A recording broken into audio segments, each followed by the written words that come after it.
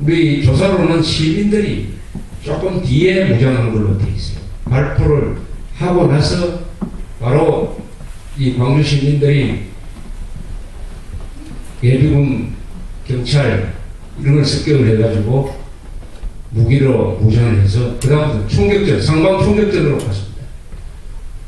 그러다 보니까 이 군대가 이런 식으로 해서는 안 되겠다 싶어서 아주 현명한 조치였다고 생각해요. 군대를 이 광주 시내에서 깨버렸습니다. 21일 오후를 기회를 해가지고 이 공수부대 등이 경찰까지 포함해서 다 외곽으로 빠져버렸습니다. 그래서 광주 시내가 소위 시민군, 소위 자칭 시민군들의 차지가 되었습니다. 그러나 군대가 외곽을 딱 보유를 해가지고 왔다 갔다 하는데 아주 길목을 딱 지키고 있었습니다. 거기서 상당한 사상자가 나왔어요. 지키고 있는 입장에서는 보면은 지나가는 사람들이 다 폭도 같기도 하고 해가지고 사격을 해가지고 무고한 시민들도 많이 다치고 또 군인들끼리 또 사격을 했어요.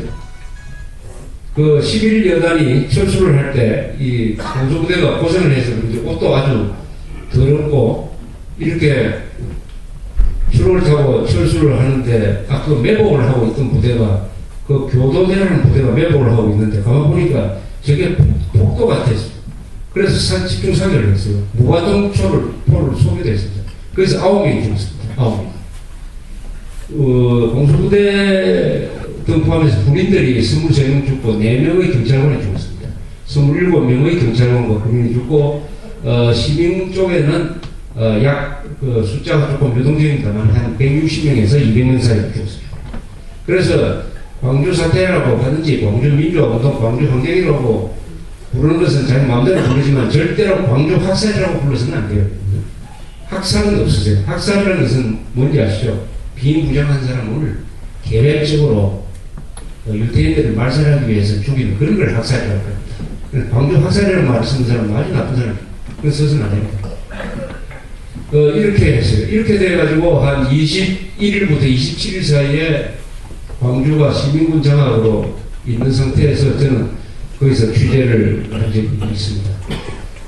지역감정 이야기가 처음부터 나왔어요. 그래서 지나가러 온 사람 중에서 경상도 사람들이 많다 하는 이야기가 나왔습니다만 나중에 조사로 하면 그건 근거가 없습니다. 근데 제일 처음에 투입되었던 7사단 그 전북에 있는 사단이기 때문에 이기도 했지만은 그 구성원 중에 40%가 호남 사람들이었습니다. 호남 사람들. 그래서 경상도 군인을 집어넣었다는 것은 아주 악랄한 선거입니다. 그 다음에 원래 그런 사태가 일어나면 과장이나 이런 루머가 많이 퍼지습니다. 임산부를 칼로 찔렀다든지 하는 등등 유방을 돌려냈다든지 하는 이런 이야기가 퍼지가게 되어 있는데 그것은 다 나중에 사실이 아닌 것으로 밝혀졌습니다. 그래서 이 광주 사태와 관련해서는 그 뒤에 여론조사를 했기 때문에 사실로 드러날 만한 것, 사실로 드러나서 이제는 여기에는 의문점이 하나도 없어요. 아주 디테일한 부분까지 다 정확하게 조사가 되고 기록이 다 있습니다. 그래서 여기에 대한 설이 이제 다 정리가 돼야 되는데 아직도 그 설에 붙잡혀가지고 광주 사태를 잘못 인식하는 사람도 있습니다. 근데 80년대만 해도 2,000명이 죽었다 하는 설이 많았어요. 그래서 우리 몰간조선에서 2,000명은 절대 안 된다. 만약 200명 안팎이다라고 썼더니 광주 쪽에서 불매운동을 해가지고 우리가 한번 혼이 난 적이 있는데 결과적으로는 우리 몰간조선이 맞았습니다. 이 황석영이라는 사람이 당시에 무슨 어둠을 넘어선가 하는 광주 사태와 관련된 책을 한 권 썼어요. 그 책이 이 잘못된 이 과장된 정보에 기초한 게 굉장히 많습니다. 그 사람이 광주 사태 취재를 안 했기 때문에 멀리서 들으면 과장을 하는 가능성이 많아요. 이런 사건은 현장에 있으면 오히려 과장을 덜 합니다. 그래서 몇 개의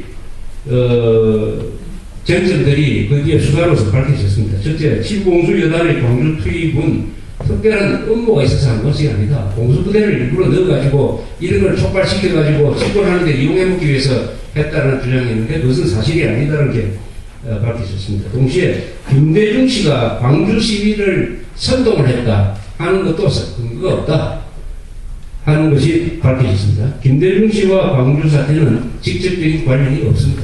그건 간접적인 어떤 심정적인 관련이 있었기 모르지만 그 이외에도 해명된 것이 상당히 많습니다. 첫째, 발표는 사전 계획에 따른 의도적 발표는 아니었다. 그러니까 적극적으로 자의적으로 발표가 이루어졌다. 발표를 명령한 사람이 없었다.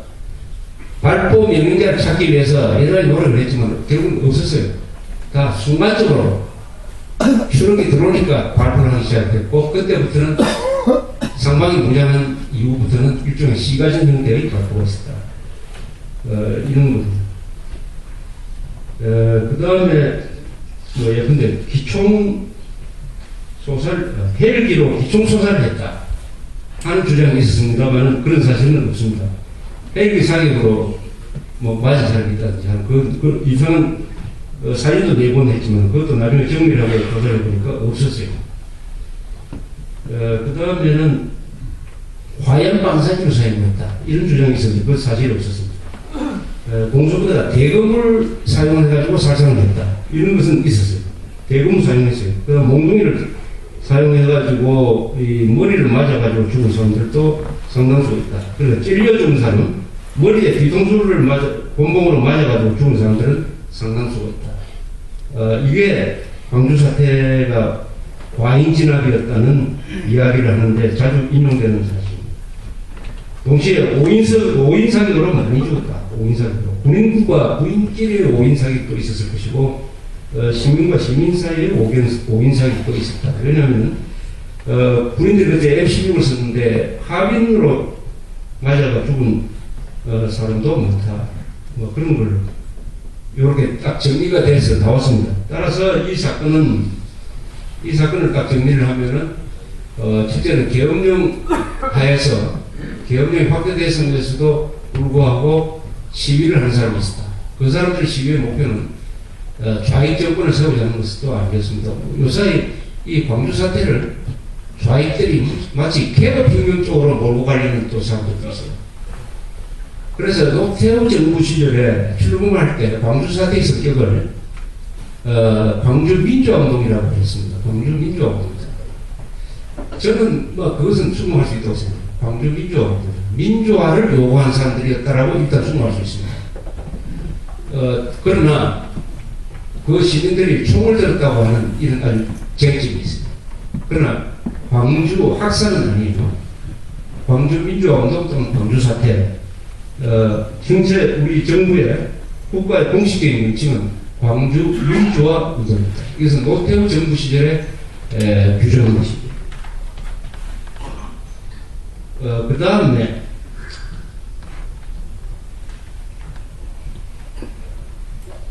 따라서 이 사회주의 혁명 세력이 주동한 게 아니라는 것을 분명하게 우리가 알 필요가 있습니다. 거기에 좌익들이 광주 사태를 많이 이용을 했기 때문에 그게 미워가지고 광주 사태를 좌익들이 주동했다라고 생각하는 것은 아주 큰 이 사실 오인이에요. 그때 이 시위하는 사람들이 간첩 비슷하게 행동하는 사람 잡아가지고 이 군에 넘겨주기도 했습니다. 오해받기 위해서.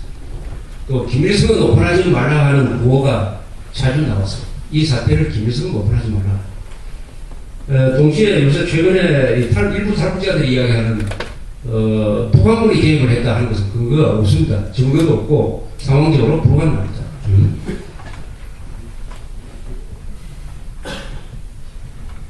그 다음에는 반미와 연결시켜서 이야기하는 사람이 있어요. 반미. 그때 광주 시민들이 장악한 광주에서는 미국에 대한 기대감이 많았어요. 미국이 무슨 항공모함을 파견한다면 그 항공모함이 자신들을 도와주기 위해서 온 것일 것이다 라고 기대하는 분위기였습니다. 반미가 없었어요. 반미가. 오히려 미국이 개입을 해가지고 전두환 이 군사 정권을 저지시켜 줄 것이다 하는 기대가 있었습니다. 반미는 그 뒤에 만들어진 거예요. 광주 사태로 인해서 반미 감정이 많이 생겼는데, 그것은 첫째, 왜 미군 사령부가 24단에 대해서 출동할 수 있도록 허가를 해줬느냐 하는 등등으로 해서 미국의 책임을 떠넘기는 나중에 사후적으로 반미가 있었고 그 현장에서는 반미가 없었다